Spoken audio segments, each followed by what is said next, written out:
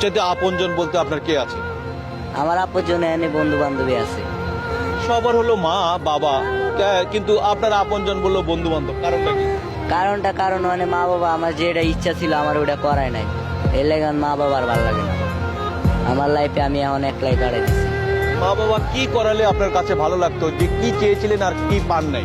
আমি চেয়েছিলাম আমার পড়ালেখা করাইতো, পড়ালেখা যেন পারি না, একটা লোককে চেষ্টা করাইতে হবে যে পড়ালেখা করতে পারবো। আমার চেষ্টা করে নাই, তাই আমি পড়ালেখা করতে পারিনি। আমার কাজে দিয়া দিছিল, ওরা থাকে বাড়িতে আমি থাকি বাইরে, এর লাগায় পড়ছি। মা বাবাকে ছেড়ে কোনো সন্তান কখনো ভালো থাকতে পারে? থাকতে পারে, অনেক ছেলে আছে। আমার এতটা ভালো লাগে না, আমিও তো চাই যে ঈদের সময় মা বাবার সাথে ঈদ করি। আমুন, আমাদেরকে একটু বলবেন আপনার এই বয়সে আপনি কেন কমলাপুর স্টেশনে? কমলাপুরে আইসা পড়ছি, বাড়িতে থাকতাম, বাড়িতে মা বাবা পড়ালেখা করে না, চাকরিতে দিয়ে দিছিল উত্তরপাড়া বাগানবাড়ি বড় ডেকে। চাকরি করতে ভালো লাগে না আমার, পড়ালেখা ইচ্ছা ছিল অনেক, পড়ালেখা করায় নাই, এলে কমলাপুরে চলে আইলাম।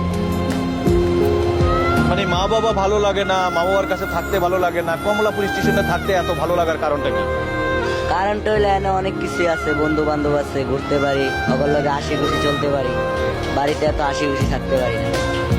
বন্ধু বান্ধব স্কুলে থাকে সবাই, আমি থাকি কাজে, ভালো লাগে না। এই যে মানে আপনি পড়াশোনা করেন না দেখে আপনার বাড়ি থেকে বেরিয়ে চলে আসেন। আমরা এই পর্যন্ত অনেক মানুষের ইন্টারভিউ নিয়েছি যে তাদের পড়াশোনা করাতে চাই বলে পড়াশোনা ভালো লাগে না, তারা কাজে চলে আসে। আর আপনি পড়াশোনা করতে চেয়েছেন, মা বাবা পড়াশোনার বাদ দিয়ে আপনাকে কাজে পাঠানোর কারণে আপনি মা বাবাকে ছেড়ে আপনি কমলাপুর স্টেশনে। এই কমলাপুর স্টেশনে আপনি কতটা ভালো আছেন? অনেকটাই ভালো আছে। যেমন একটু বলবেন। বাড়ির থেকে অনেক এনে ভালোই আছে। এই যে এনে ঘুরতে পারি, অনেক জায়গায় যাইতে পারি, বন্ধু বান্ধবের লগে থাকতে পারি, সারাদিন গল্প করতে পারি, এনে ভালো লাগে। তাও আমার মন চায় না। কতদিন হয়েছে, কত বছর হয়েছে আপনি মা বাবার সাথে ঈদ করতে পারেন নাই? 4 বছর।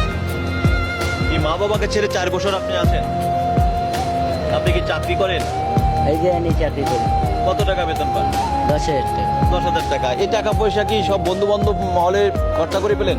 না, আমার নিজের খরচা করি, আমার নিজের পিছে আমি খরচা করি। আর বাকি টাকা? বাকি টাকা বাড়িতে পাঠাই মার কাছে, ভাই বোনরে দেওয়ার জন্য। এই মা বাবাকে ভালো লাগে না, ভাই বোনকে ভালো লাগে না, তাদের কাছে থাকেন না, আপনি সেখান থেকে চলে এসে তারপরে তাদের জন্য টাকা পাঠান?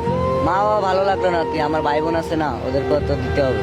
আমরা পড়ালেখা করবো না, আমি পড়ালেখা করতে পারি না, আমার ভাই বোন তো পড়ালেখা করতে হবে, তাই অনেক টাকা পাঠায়।